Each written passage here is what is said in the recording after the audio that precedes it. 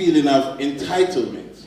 Like, why should I have to do it? My father is Denroy Morgan. In second grade, I looked at my teacher and said, I don't need to go to school.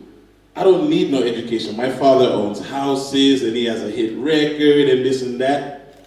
But I grew to understand that in this world, in this life, we need to earn. We need to earn the things that we attain. Because when we earn them, we value them. If someone gives you a loaf of bread, what did you learn? Did you learn how to bake the bread?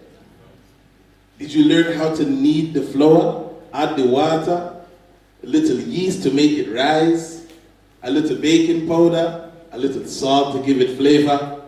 I love to cook, like Gramps. So, this is the thing, you know, in the Bible, whether you're a Christian, in the Quran, they teach you to be a fisherman of souls. And we coming here to Africa, it's important that we let you know that you have to be proud of who you are and empower yourself. Don't be one that is just reaching out to receive. Be the one that is one day going to reach out and give back. The only way to give back is by doing what we are doing here, educating ourselves, feeding ourselves mentally, physically, and spiritually.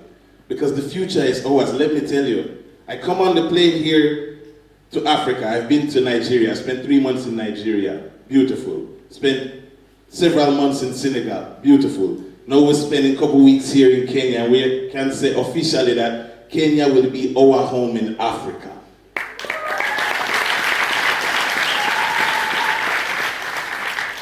When we came to Nairobi, we flew from America to Amsterdam, and I can tell you that the trend is there's more white people coming to Africa than black people from the West. That is a problem for us, because there's a misconception of what is waiting here. By a show of hands, who would say Kenya is paradise? I would. Every hand, up in the air, please. Oh, yeah. Every hand. If you didn't know, Google it. Go and Google and Google the beautiful parts of Kenya. I watched Nikona, a commercial done by Safaricom, and I saw all of these things, and I showed it to my wife back home, and she says, "Oh, it looks like the movies." And I said, "Yes, it's just like the movies, because this is what we have." We started this movement, Cool to Be Conscious, in Jamaica, to let Jamaicans know that be proud of who you are. Don't wait until we are dead and gone as ambassadors of your country to, wave our flag high and sing our praise like they did the legendary Honorable Robert Nesta Marley. You know Bob Marley? Yeah. Bob Marley was, in Jamaica, Bob Marley wasn't really worth anything. It was after the world accepted Bob Marley that he became the Bob Marley we all love and know today. And it was you Africans that were born here at home that made Bob Marley have the relevance that he now has today, because you found value in what he had to say. So I am here to tell you, have value in what you have to offer this world. Don't wait for the Americans and the Europeans to come here and take what you have, only to go overseas, remanufacture it, and send it back for us to buy. Does that make any sense? Does anyone know the main ingredient of steel? There's no college students in here, university students? Come on, children.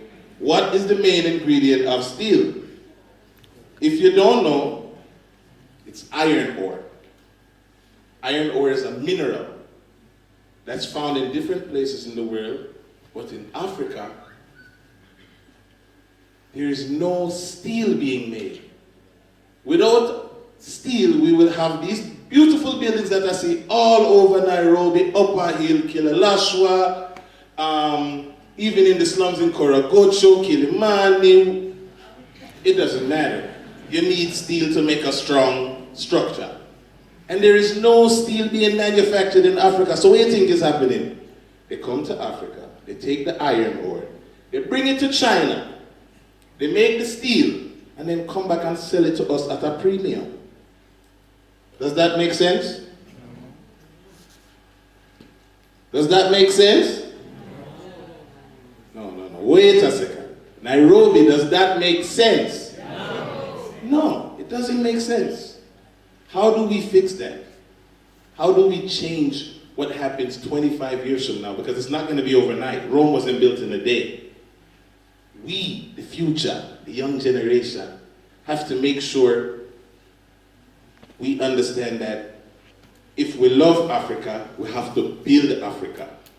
So if we do desire to go to Europe or America, make sure that it's for the purpose of building Africa.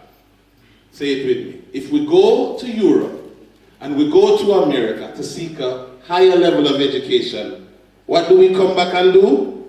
Build Africa. My name is Mojo Morgan. Thank you for your time.